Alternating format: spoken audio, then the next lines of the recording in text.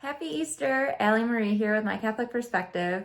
Today I wanted to just update you guys on how life has been going. I took a break from all of social media over Lent, which was crazy, but it has been so nice to not have all of the notifications, and I actually think I'm going to turn off notifications for Facebook, Instagram, YouTube, everything, and then have set times that I check my social media, and I think that that will give me more of intentional time spent on them, as well as intentional time with my family, with God, everything like that.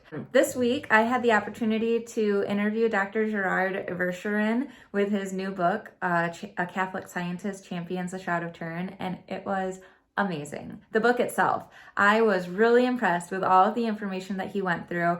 I personally, being raised Protestant, had never heard of the Shroud of Turin until I converted Catholic, which was 8 years ago. 8 Easters ago now. I've been Catholic 8 years. And it was impressive just to learn all of the intricacies, all of the research that's gone on over the years about this particular shroud. So if you've never heard of it, there's a linen that's essentially considered the burial cloth of Jesus. And it's said to be an actual relic of Christ himself, which is mind-blowing, really. And Dr. Verschuren attempts to go through every aspect of scientific evidence that edifies the fact that it is in fact the shroud of Christ.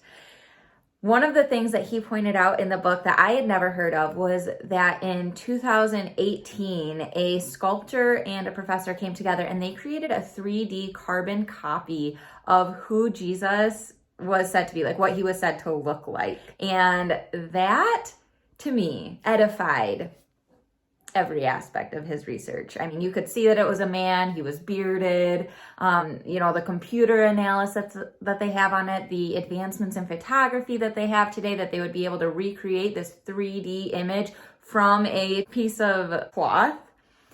It blew my mind. All of the whip marks, over 600 of them, the holes in the hands, holes in the feet, one arm is longer than the other in the 3D model, which they attribute to maybe a shoulder dislocation during all of the trauma or while he was on the cross. Everything. I strongly recommend checking it out. If you just Google 3D carbon copy of Jesus, it will come up. It has just been really enlightening to be able to read that book. I was added to Sophia Institute Press's press distribution list. So now I have the opportunity to read newly released books or upcoming books and interview the authors. So this is going to be a little bit of a shift. I currently, on a more personal note, have some health issues currently going on, unfortunately. I've been having migraines for a month and a half-ish. It's been since mid-February I've been having some symptoms, but the daily migraines have been going on for over a month now. And so I've had an MRI. There's no local recurrence of my tumor, but they found this little thing somewhere else. But the likelihood that it seems that it's actually contributing to my headache seems so tiny.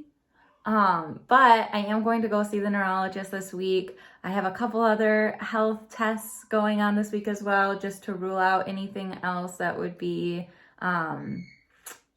a little more serious, maybe, that could be causing my headaches, aside from just a new persistent headache for kind of that unknown reason that a lot of people have them.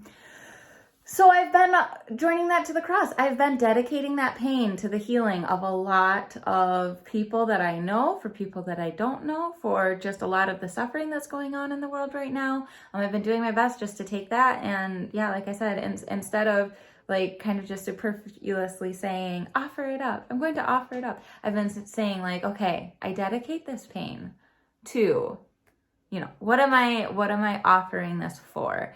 And that has been really helpful for me to avoid complaining about it, to be quite honest, because I feel like if I were to complain, it kind of nullifies the miserableness that I am offering. And that's also helped me join with Christ in saying, he wasn't laughing on the cross.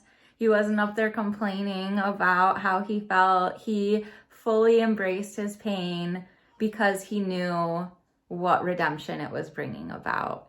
And I have just been trying my hardest to join that suffering to his cross and offer that in a similar intention just for all of those around me. So prayers are always good though. I have a high level of concern for my family, for my 2 little daughters, my 2-year-old and 7-month-old. It's it's a lot of appointments. I've been going. It's been a change of pace for us. So it's okay. It could be worse. We could not have healthcare and I could be stuck at home and just sit here wondering. So I'm very grateful for all of the healthcare that we have locally and for what my husband's work provides for him. It has been nothing but a blessing.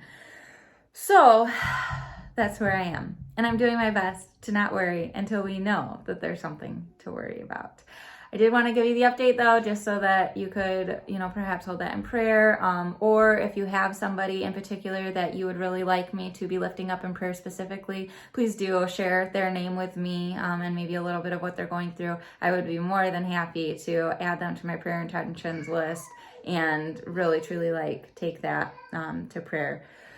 Otherwise, all the eggs are hidden. I don't know, did your family do the Easter bunny growing up? My husband's did. We didn't. My dad always hid the bunnies, or all the eggs. But I think that we're saying the Easter bunny came while we were at Mass. So I don't know how that'll play out. I don't know how most families do it that are Catholic. My mom didn't want to mess with the holiday of Easter. She didn't want to, take away from its fullness of the resurrection. So there was no Easter bunny, but we still did Easter egg hunts. Yeah, curious though what your family did. And then, yes, please do share those intentions. And be sure to check out that interview I did with Dr. Verschuren and see if there's anything that he says that stands out to you. Feel free to ask any clarifying questions from the interview or get the book yourself. It is not a difficult read. He does such a good job at simplifying it down. If you watch the interview, he has he's from the Netherlands. He has a very thick Dutch accent, but you wouldn't even know it in the book. It is so easily accessible and easy to read. I'll have to reread it with his accent. That's what I do with Matthew Kelly. I'll listen to one of his talks and then read his book so I can read it in his Australian accent. I'll have to do that now with Dr. Verschuren and reread it in his Netherlands Dutch accent. But that's been my week. That's been my Lent. I am hopeful that it has been fruitful for all of you. I'm looking forward to getting back into the rhythm of having every Thursday videos. They might start looking a little bit differently. This is my new little setup. I shared it with patrons already. They saw it maybe a week or so ago. But yeah, back to Thursday videos, maybe Sunday videos as well for little updates. We'll see what the Lord grants for time. But I'm just looking forward to growing with you guys and growing closer to Christ in this journey. So God bless you. I pray that He grants you the resources that you need to draw closer to Him and in turn to those around you. And I pray you're able to make it a great day. Again, have a happy Easter.